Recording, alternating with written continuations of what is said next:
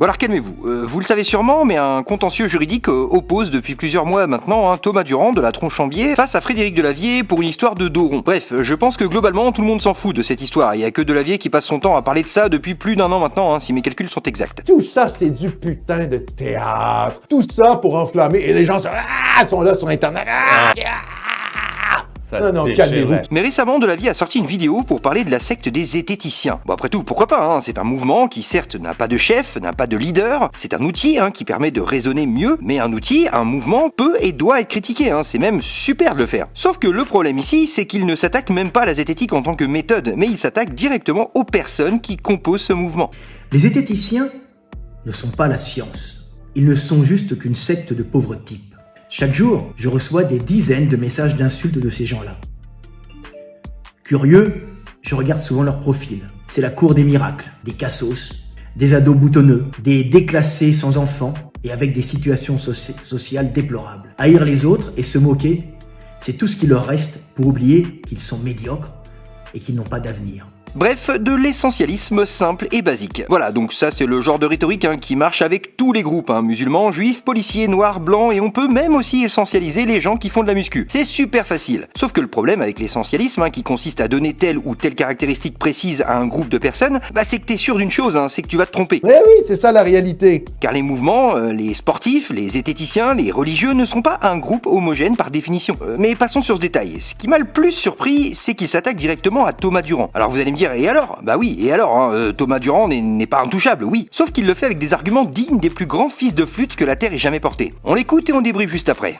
Ils ne sont que les petits pions instrumentalisés par un gourou malveillant, par un cancéreux en rémission, par un ancien gamin bégayant, efféminé et souffre-douleur de ses camarades de classe, qui en veut au monde de toute la souffrance qu'il a subie et qui cherche à le détruire par vengeance pour ne pas avoir été celui qu'il rêvait d'être.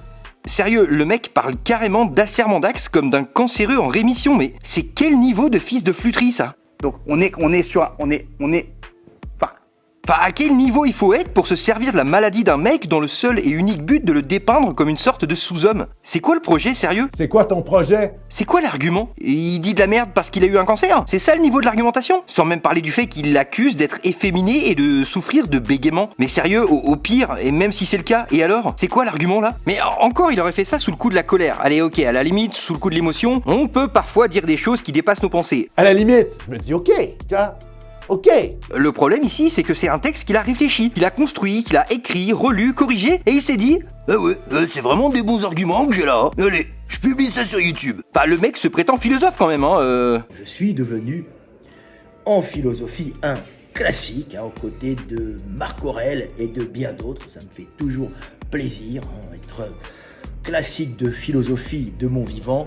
Vraiment, Delavier, je le voyais comme le tonton qu'on aime bien, qui sort des trucs marrants et un peu perché sur les bords, mais en fait le mec, pour sortir des dingueries comme ça, en public, pour, je le rappelle, une simple histoire de dos rond, à la base quand même, il en est arrivé à des insultes comme ça. Donc ce type-là, évidemment, raconte n'importe quoi.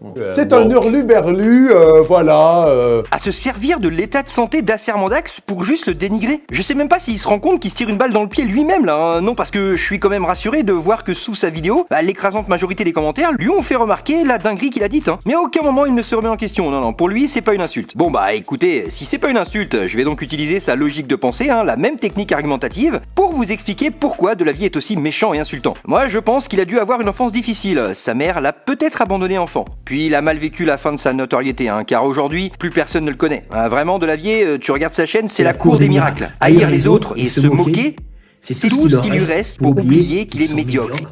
Et qu'il n'a plus d'avenir, pour oublier que sa vie est derrière lui. Vous avez vu, c'est rigolo, sauf que ça ne démontre absolument rien sur les arguments de fond. C'est de la méchanceté gratuite basée sur un mélange de procès d'intention et d'attaques personnelles qui, dans la sphère de la zététique, sont tout ce que tu veux, sauf des arguments solides. Bref, une sombre affaire. Et toi, mon petit bonhomme, t'en penses quoi finalement de tout ça ? Parce que moi,